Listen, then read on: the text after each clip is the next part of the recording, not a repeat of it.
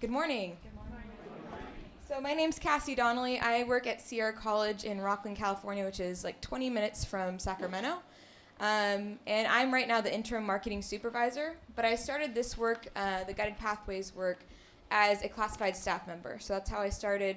I was the only classified staff member on our team when we started, so I was pretty much holding the voice of all of our classified staff, which was quite a burden. But I'm really here to kind of give you a little bit of background on what Sierra has done and how we did it and how it's going to be completely different from what you all are doing. It sounds like you all are doing a lot of things that we wish we would have done, like a student advisory committee. That's wonderful. We really were struggling with how to get students started in the beginning. So that you're already involving students at the beginning is a really great thing. So what I'm hoping from my presentation that you get is something, just some pieces of information, some nuggets of things that you can think about and ways that you can really put students at the forefront. So when I started my work, I was a classified staff member in the Hub Student Help Center. That's our help center on campus where pretty much everyone goes for any question that they have.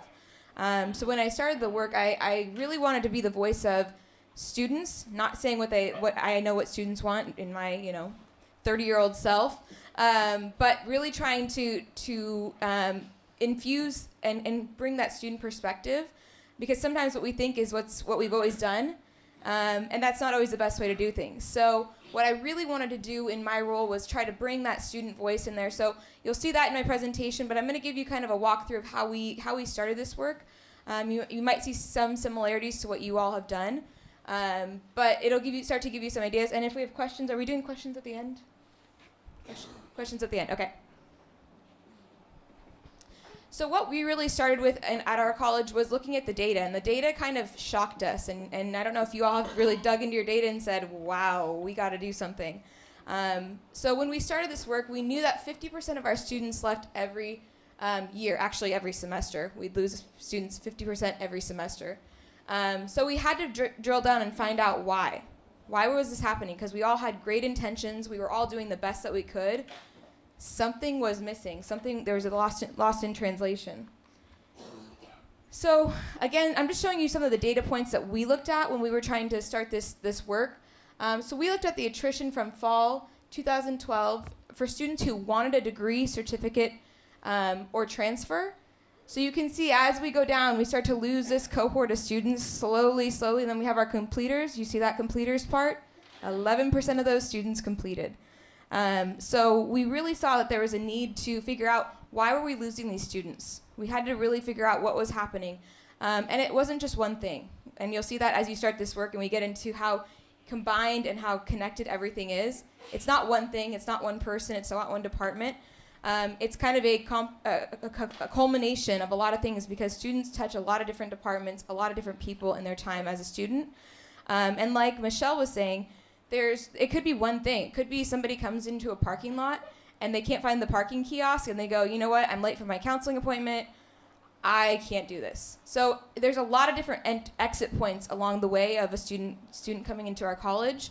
But we wanted to know what are those things, and this is going to be work too. I think sometimes you see all this stuff of like, yes, we want to know why undecided students are leaving. This is long work. This is work that takes a lot of time because there's so many different pieces and everything's so interconnected to figuring out why these students are leaving. So I think this is what we called this our Sierra College dirty laundry, because this was our most shocking fact that we didn't, and actually one of our faculty said, we can't show that to students. And I'm like, they can find it if they wanted to. And I think we have to be transparent about what we are starting at and why we want to make this better.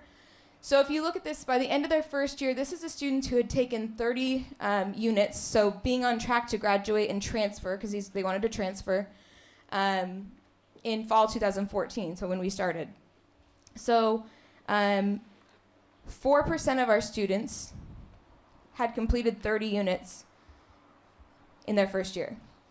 So a lot of our students too would say, I remember working in the hub and going, wait, 12 units is full time, right? Financial aid, you need to have 12 units.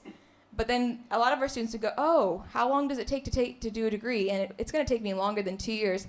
And at the end of that first year going, oh wait, I'm not on track to graduate.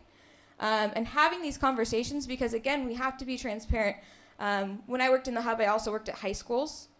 So a lot of times a high school student goes from credits to units. And sometimes we assume that students know what a unit means, how many units they need, all those other things that we assume that they know. I remember I was a community college student and transfer student as well. I remember going to my counselor's office and then going, "You haven't taken that class yet?" I'm like, "No one told me. I didn't know." And all these different things that sometimes students don't know because they haven't been given that information.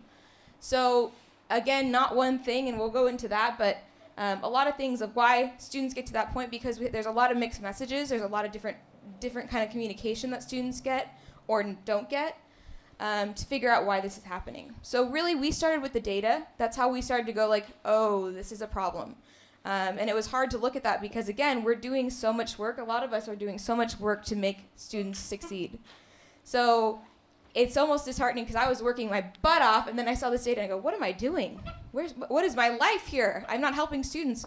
And so that was something that was really, for us, trying to figure out how can we better make this student experience better. And I love your all name. What is it?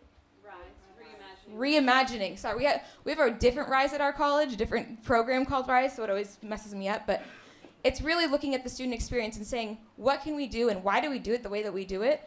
And that's what we really started to look at. So after looking at all this data, we looked at what this problem statement was. So we wanted something really simple of why we're doing this work, whether it's doing mapping, whether it's doing meta majors, or in your case, career clusters. Why are we doing this? What is the whole purpose behind this? And the problem statement at our college, and we made it really simple on purpose, was that students at Sierra College are not reaching their educational goal in a timely manner or at all. So we wanted to improve that. That was what we were always kind of focused on. And that problem statement kept bringing us back to why we were doing this, and why we were doing all these different pieces of the work that we were doing. So again, we had a team. We started with a team. This was 2 years ago in 2015, or 3 years ago. In 2015, we started the Reengineering for Student Success group. It's kind of like your advisory committee or your different work groups. We had 17 people on our group. We had 2 deans that were reassigned to just work on the reengineering work. So they were reassigned from student services and instructional. We had 13 faculty, instructional faculty. We had 2 counseling faculty, and then we had myself as the classified staff member. So we worked for 2 years on just getting what we were doing. So this started before all the guided pathways work had started at the community college system. So we were kind of looking at what do we do. We took an independent approach to it because it was before all the funding came from the state. And we had settled on looking at all the different options that guided pathways was a way to go to really look at what we were doing and re-examine how we were serving students. And we had a whole semester of just looking at that of what the heck, where do we start? So that was kind of our starting point of how we came to that. And this team really worked to figure out how to kind of set the foundation for the work that we're doing still to this day. So we're still working on it as a college. We've not even scratched the surface, and we're 3 years in, just to give you kind of some perspective on where we're at now. So again, this was kind of the different pieces. So those different elements that you were working on. This is what we were working on, and we're still working on. So we wanted to really.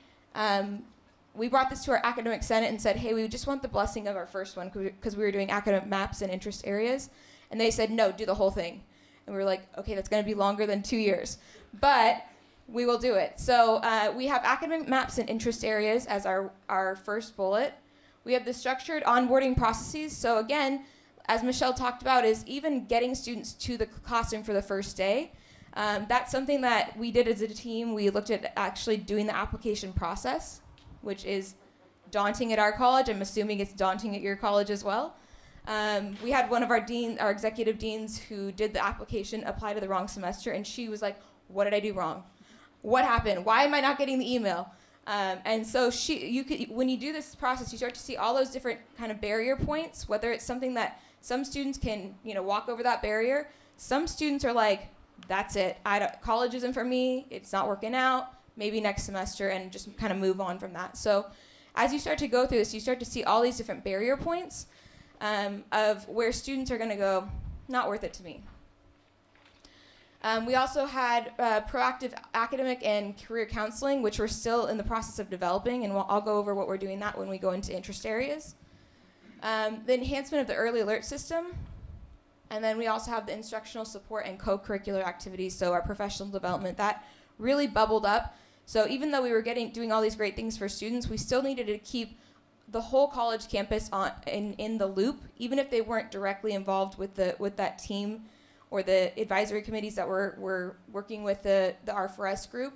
We wanted to make sure that the entire campus was on board and was also aware of what was happening. Because sometimes what you have to realize as you're doing these big projects is that some people want to be really involved, and some people want to kind of look from the sidelines, and that's okay. There's going to be varying levels of involvement, but you still have to communicate out to those people. And we still have people, we've done this for 3 years, where they'll go, what is an interest area?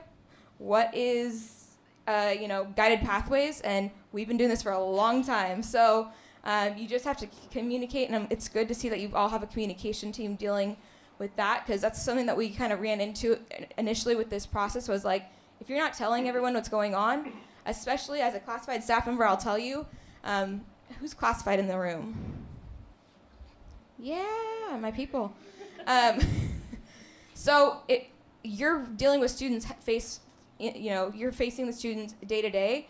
You're getting those questions. So if you're not aware of what's happening or what the bigger things that are happening, you're going to bring a different perspective that maybe somebody who was in faculty wouldn't understand, or who was a counselor wouldn't understand, because we all come from different perspectives and work with students. But again, the classified staff members are really the ones who are on the front lines with students going, what do I do now? And so really bringing them into the conversation earlier rather than later is really helpful. So another thing, and I really loved that when Michelle was showing us that your structures fit into your governance structure, and we're still figuring out how that works. So if you figure it out before us, let us know. But what we tried to do is really, this is something that when we talk about guided pathways, when I started this work, I go, okay, 2 years, we'll be done with it. We'll be over it. It'll be, all good. This is something that we're still working on, and I foresee this being into the 5-10 year future. So what our college has done, you don't have to read that, so don't expect to try to read that. But what we tried to do is, so these are the different pillars of guided pathways. We tried to put all of our current work groups. This is beyond our R4S work. This is looking at all the different groups. So think about all of your meetings, think of all the things that you work for, the little work groups that you have. How does this fit into what we're doing? So we tried to really fit this structure of what we're doing, so that we're not just doing all these different side meetings and then having guided pathways over here. Because guided pathways really was a framework for us to figure out how do all these other things that we're doing, even if it's something like we're doing, AB 705, where does that fit into here? Where do we have to put that in there to make it all make sense and make it all cohesive? Because what happens is, if we just have this be a silo thing that we do, and then we put it aside after we lose the funding, it's not going to sustain. We're not going to get the results that we're really looking for. So really trying to put all the different things that we're already currently doing, because that's what I hear a lot when I go to these different workshops is, we don't have enough time for that. We got this project, and you all are doing a lot of different other things that might have, grants that have something attached to it that you need to do, and really trying to think about how do we organize that into what we're already doing, because this is not just another added thing. It should be something that's kind of working alongside of a lot of the things that you're already doing. So that's sometimes as a nice way to think about it, because when I first thought about this, I thought about it as like, all right, 2 years, I go to those meetings, I go do my other work, and then I move on with it. But really, it needs to be something that's infused in what you're doing, because you don't want to duplicate all the work the great work that's being done. And a lot of great progress has already been had, so don't lose that because a new thing comes into the mix. So this was just kind of an organizational tool for us to figure out, how can we just make what we're already doing better and more organized and more coordinated, and maybe consolidate some of those things, because God knows we have so many committees and we add committees all the time. But how can we do that in a really intentional way that makes it something that is advancing the guided pathways kind of framework, but still keeping all the work that we're doing in mind? So when you're working on these things, and we, like I said, I naively came into the thing going, okay, we'll be done in 2 years. We'll have all those check. will be done, students will be happy. But what we realized is underneath everything that you do, there's so much that is connected to it. So we took even the idea of interest areas and program templates. And those we wanted to do simultaneously. And we realized, whoa. When we start to do just meta majors or just program templates, there's so many other things connected to it. So program templates, we talk about scheduling. So you'll start to think about this when we're doing the mapping activities, is the scheduling. How are these classes scheduled? When are they offered? You talk about how do we, all the different things that are happening. High schools, how do we fold in the high schools? The career integration piece of it, the professional development, the success teams, all those things to get these students and keep these students moving that are connected to these two things. You start to realize that underneath these seemingly simple things to complete and check off the box and move on from, there's so much other things that are connected to that. And so I always liken it to the analogy of remodeling your house. So anyone done a remodel recently? So when you remodel your house, you do, my husband and I just did our carpets, right? Our carpets are really old, so we're like, let's get new carpets.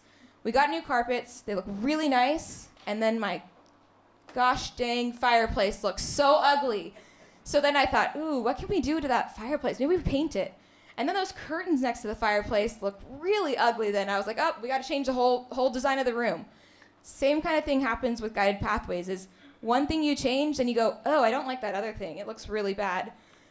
So you're gonna have that as you go through this process, and you have to be okay with it not being perfect. We struggle with that at Sierra College. We want everything to be perfect before we roll it out to the students. And the problem with that, it's great to have everything perfect, but the problem with that is that you never launch. And then by the time you launch it, it is no longer relevant to your students. So what we've really started to talk through at Sierra is we want to just get something out there. Even if it's not perfect, even if it's a little bit messy, we want to get something out there because it isn't going to always be perfect. If you're waiting for your house to be the perfect house, that's the magazine house, keep waiting. At least I'm not going to. So you got to count your blessings and just try things out because, again, it's better than what we're doing. That's what I always say. We can roll it out. It's more than we're offering our students now. So really keeping this in mind and really keeping in mind that this is all interconnected. So again, it can't be on the shoulders of one person or one group. Classified staff have to be a part of it. Counselors have to be a part of it. Think about mapping. There's, counseling implications. There's faculty implications. So having to have those conversations where we've typically had them in silos. And so a lot of these things haven't been addressed underneath the surface. We've checked the boxes, but we haven't actually done the real meaningful work to make it actually great for students going forward. So this is kind of my slide to say, this is what the focus for our college has been really do what is best for students. And that seems obvious. That seems really obvious. That's who we're serving. That's who we're trying to make successful. But I'll be honest, most of the time we do things that are either what we've done before or what is most convenient for us. And I'm guilty of it too. So we've done a lot in our college and it's been really uncomfortable. There's been those uncomfortable moments of going, all right, what is actually best for students? And even though that's not how it's always been done, and you'll have those times where you just go, but it's the way we do things. We have to look at it and we have to re-examine, is that the right thing to do? Is it what students actually want? And when I say do what's best for students, I used to be this person who goes, I think the students want this. But it's actually asking the students. Because the students will tell you a lot of, no, that is not what I want. I don't want you to call me for my appointment. No, I don't want to talk on the phone. I'm like that. There's not, online options. Students don't like that, So listening to actually what the students want as opposed to going, I believe a student would like this. Because I was a student, 15 years ago. So really looking at what does students actually want, but also looking at your processes and going, is that working? One example that we had from our college was we looked at communication. Gosh, our communication to students was awful 3 years ago. So we looked at communication of how we told students. So one example was we have a welcome email, which the welcome email was really long with a lot of not relevant information. A lot of nothing, pretty much. So we were like, we had this question of why don't students ever check their email? Why don't they check their email? That's how we're communicating with them. You want to know why they don't check their email at our college? Or didn't check their email at our college? We never told them. That's how you did it. We never told them how to access it. We never told them that this was their new email. We never gave them that information. So we looked at that whole long email that we thought was beautiful and put together and exactly what a student needed. We didn't tell them. So again, there's these things that are glaring that you go, why wouldn't the student do that? But we really have to look at what's happening. So we've done a lot around our communications now. We have a student communications specialist at our college who has looked at all of our communications that go out. So we used to have people just send out emails to students. It was financial aid could send out emails. Any department could send out emails to all students. Now it's a coordinated effort. So he actually looks at the entire, like a bird's eye view of all of our entire communications and plans it so that the students aren't getting 10 emails at one time because it's like the busy time of the semester and we need to get all the information to them. But we're also making sure that we're giving just-in-time information. So we're not just loading the students with information. We have you probably have a version of new student group counseling or some version of that where you come as a new student. We used to go, why don't the students know that they need to go to the Career Center? Because we would just give them all that information in that 2.5-hour session and not give it to them when they actually needed it or when we had an indicator and really using our ability to communicate with the students at the right time as opposed to just communicating with them and, throwing up all the things that they would need in the 2 years, as opposed to looking at it and going, when is it the right time for it? So again, all these different practices and things, this is just one example, one area of how much you can get into for just communication of students and looking into that. So also just thinking about there's other not so obvious things like signage on campus. I will tell you, it was hard to find this building. It wasn't labeled. So figuring out how a student experiences your college. How does a student come into the college and know where to go? I will tell you, I saw a lot of buildings where it said City College of San Francisco, and I was like, which one is it? Which college is it? Where do I go? So really trying to figure out how does a student experience your college? How does a student actually get to your college? What are you telling your students when they're coming into the college?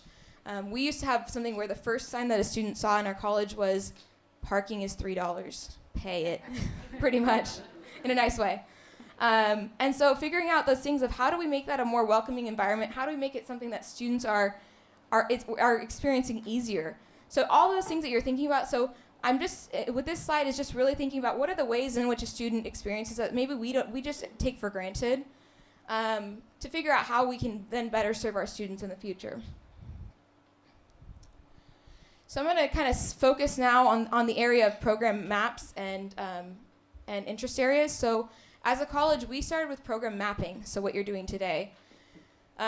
We did that in fall 2016, and then we did our interest areas the next semester after in spring 2017. So it is an elephant. You have to take one bite. That's why I say when you saw those slides, I was going, wow, that's a lot. How do you talk to your undecided students? That's a whole conversation. That's a whole, has a lot of things connected to it. But again, take it one step at a time. You're here for mapping. You start with that. That's a huge piece of it. So I'm going to go through kind of how we did it. So our mapping days, we had department faculty and counseling faculty complete over 150 award degree templates in 2 days. That was very ambitious, but it happened. It was also an eye-opening experience. So how we talk about kind of busting those silos of doing what having success in our department, but not really integrating it with the rest of our college and that framework that we're talking about of how it works with everyone else. We had instructional faculty and counseling faculty who had worked at our college for like 20 years and had never met one another. So that was kind of shocking to us and showed us that we had really this division between instructional faculty and counseling faculty, whereas they're both serving the same students. The counselors are meeting with them. They should be having that conversation, that dialogue, because they both give an interesting perspective on those maps. So it was a great, we had very similar things. We had those large templates and we did sticky notes as well. Just feels more tactile and fun. So we mapped them all, and by the end of the day, you can tell it was a hard day. It was a long day. It was a messy table, but a lot got done. So this is really for us. And we did, you'll see through this process, you'll see issues, you'll see things that you go, how do we deal with that? How do we schedule that? There's going to be those threads that you pull that then just pull other threads. And that's okay. But again, we're starting somewhere. And then we moved to interest areas. So we moved to what we didn't call it meta majors. To us, meta major meant nothing, and our students said that it meant nothing to them. It was not a meta, and it was not a major. So they said for us, we defined it as a group of related programs, and we really saw it as a decision-making tool. So we wanted to help students find their path, but we wanted to kind of funnel them in a way. So some students we said might not even, we have our laser students who are top 10% who just go like, don't bother me with that. Let me get into my major. I already know what I want. But we wanted for those students who were in the middle, which we had a lot. We had about 40%. We didn't have 60%, but we had about 40% who were undecided. And really having this be a decision-making tool for them to figure out, where do I even start? Because it's sometimes easier to eliminate things that you don't like versus trying to take on that big list. And you'll see it, I'll show it in a second, our list of degrees and certificates of figuring out where you even start with that and start crossing off out of those 150 majors, or 80 majors. And then the college provides active career interventions. And I say that as that's like a present term. We're still developing those.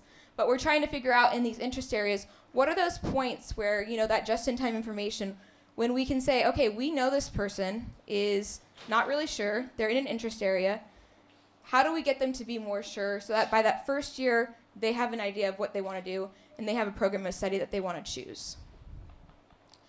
And then community of support. So we also are building our success teams around these interest areas, so figuring out who are those people. So we have a success specialist who is a classified staff member who's really trying to be that front face to the student, because what we realize is that students, sometimes we say we have help for the students, right? We have resources. Here's a list of those resources. But really, sometimes a student wants one person to go to. Someone that they trust, someone that they know will get them the answer, that can direct them to the right person. And they don't want to go to all these different offices and try to figure out who is going to help them. So that success specialist is really that role is being that front face of the student and being able to connect them to the different places that they need to go. And then we also have dedicated interest area counselors. So when we changed over to interest areas, we also had our counselors change over into interest areas as well.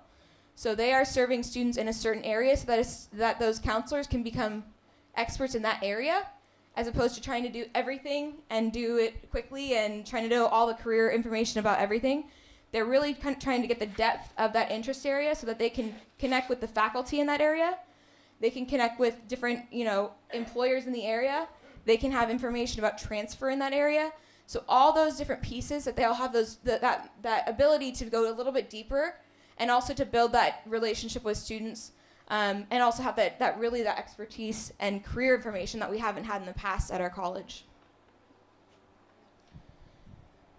And to get to these interest areas, we had held sorting activities. So we had activities that basically we asked high school counselors, we asked high school students, we asked adult school students and counselors. We asked classified staff, faculty, counseling. We went everywhere that would take us for a sorting activity, and basically said, tell us which departments go where and what fits together, what makes sense to you. And we actually got some really great information. I mean, one of our areas was, applied technologies. It started as builders, makers, and fixers. We had a little bit of pushback on that name, but I thought it was a cool name. And that's one of the ones that our students came up with. So things that are easier for a student to enter, it's an entry point, to know what's in that field, as opposed to just, again, having liberal arts as an entire thing and going, figure out what that means. So what groupings make sense to our students? So again, this is what they see in the application too. By the way, the application, the CCC Apply application, is alphabetical, kind of alphabetical? Yeah. So yeah, we had a lot of applied art and design majors at our college who never took a class, and I wonder why. So we really, with interest areas, wanted to go from having this long list, and now we have this in Open CCC Apply has this list in interest areas now. So we're slowly trying to make it so that it's an easier decision for students to make, even in the application. It's not perfect, but we're getting there. But now we have 9 interest areas that houses all of our different departments underneath it. And again, it's that stair-stepping tool to try to help students to figure out what actually do I want to do, and having those conversations before it's too late. So what happened in the past is that a lot of our students would just make that decision, they'd have it, or they wouldn't even take classes in it. We wouldn't even know their actual major. It wouldn't be very accurate. And then by the end of it, they'd go, wait, I don't really want to do that. And then that's why we'd have students that were there for 5, 6, 7 years, just changing their major, because there weren't those conversations up front of what does this mean? What kind of career can I get in this field? What does that look like? What does my lifestyle look like in that career? How much education do I need? All those questions weren't really brought up in the forefront, and then that's why they would say, oh, jump ship, I don't want this major. And then we'd have that issue of having students there for a long time. And also we have to really realize this is we talk about, lifelong learners. There is a place for lifelong learners in these pathways. But we also want to be informed about that. Some of our students who are lifelong learners didn't come into the college wanting to be lifelong learners. They came in wanting to get out, but they became lifelong learners based on changing their major. And that has huge consequences. So sometimes, again, I think the instructional and the student services side need to realize that they are hand in hand, because if students are taking classes, that means a lot of things to students. That's a lot of consequences. I had a student worker in the hub who expended all of her Cal Grant at community college, who basically would have to pay for 4-year college, her 2 years when she transferred by herself. She was a first-generation college student. She lived in Oakland, and she commuted to Sierra College. So again, she persisted. She's still there. She's been there for 6 years. But again, that is something that we have to realize, that's huge consequences for students, their time, their money. So when we say lifelong learner, there's absolutely a space for for lifelong learners if they want to be. But again, we have to realize we have to inform them. We call it informed wandering. I hate that term, but it needs to be informed wandering. If they want to wander, they can, but they need to know that they're wandering. And a lot of our students don't know that they're wandering. So I know I'm up on time, but one thing I want to do is just say that a lot of our work, we did a lot of internal work on our end of just getting these maps done, getting the interest areas done, and then we realized, oh my God, we've done 3 years of work and we haven't brought it out to students. So we just in October was when we first rolled it out to students.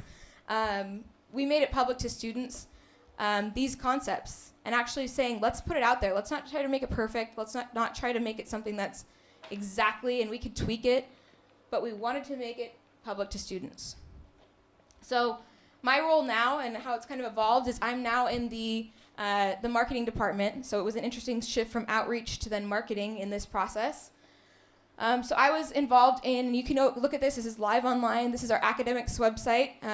This is our section of our website that's academics. And so we have reorganized our website around interest areas. So we also thought about, this is from students, of what they wanted to see on the academics webpage. What are the things that they're going there for? And we looked at what they wanted, and we also put career. We never had anything about career on our website except for the Career Center, which wasn't a great page, and it didn't provide, you had to go into the Career Center to get that information. We also put careers and having career tools on our actual website to have students look at that. And just kind of a glimpse into our page, this is now what a student gets about a department. So again, even self-service before they get to the college, a prospective student can see at a glance a lot of different things on this page. We've redone our content to be something that's more consistent across our pages. So our departments all have similar information. They have career information. They have a blurb about what their department does in a nutshell. And then we also have on the side here, you'll see salary information. So we have fed in salary information from the EDD. So it's local. This is local data. So within 50-mile radius. That's pulled from data that's already being constantly pulled in and updated, so it's updated automatically. So students can kind of see and they can click there to find out more, but they can see kind of a menu of choices of different jobs in that field, and then dig a little bit deeper to figure out what that looks like in the area.